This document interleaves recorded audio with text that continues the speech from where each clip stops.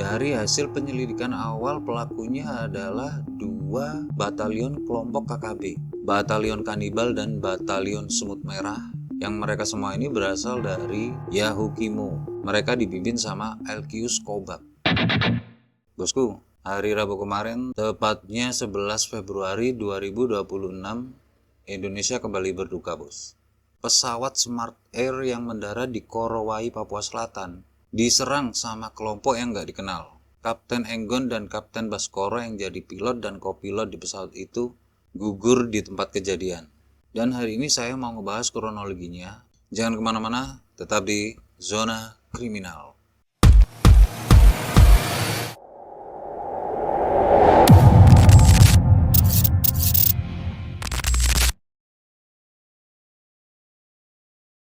Jadi di Rabu pagi, pesawat Cessna Grand Caravan PKSNR milik PT Smart Cakrawala Aviation berangkat dari Bandara Tanah Merah, Papua Selatan. Pesawat ini dipilotin sama Kapten Enggon dan Kapten Baskoro sebagai kopilotnya.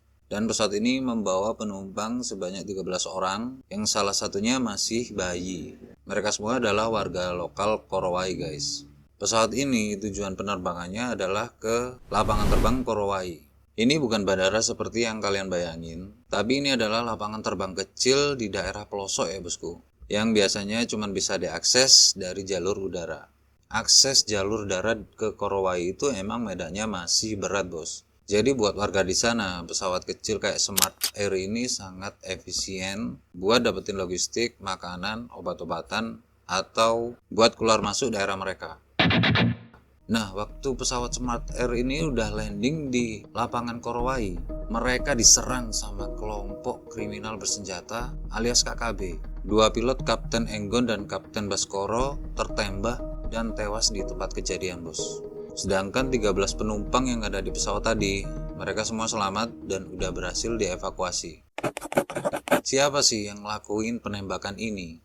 Menurut Brigjen Pol Faizal Rahmadani, dari hasil penyelidikan awal, pelakunya adalah dua batalion kelompok KKB, Batalion Kanibal dan Batalion Semut Merah, yang mereka semua ini berasal dari Yahukimo. Mereka dipimpin sama Elkius Kobak. Oh ya, KKB ini bukan representasi dari keseluruhan masyarakat Papua ya bosku.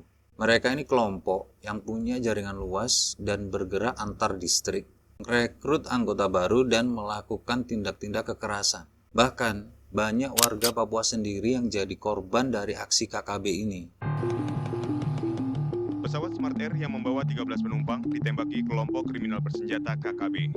Pesawat ditembak sesaat setelah mendarat di Bandara Korowai Batu, Bovendigul, Papua Selatan pada Rabu kemarin sekitar pukul 11 waktu Indonesia Timur.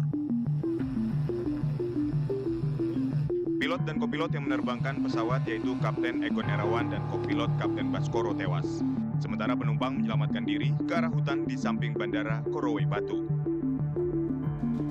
Sementara itu, aparat keamanan dari Satgas Operasi Damai Kartens 2026 pada Kamis pagi berhasil menguasai Bandara Korowai Batu, Kabupaten Bovendigul, Provinsi Papua Selatan. Nah, ini yang masih diselidiki lebih lanjut, kenapa mereka nyerang pesawat itu.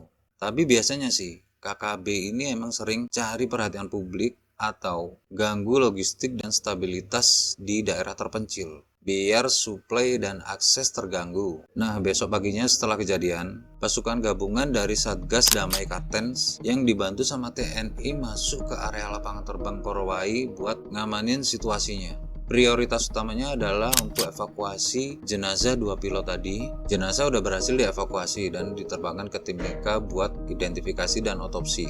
Setelah itu, mereka juga akan dikirim ke Jakarta buat diserahkan ke keluarga mereka.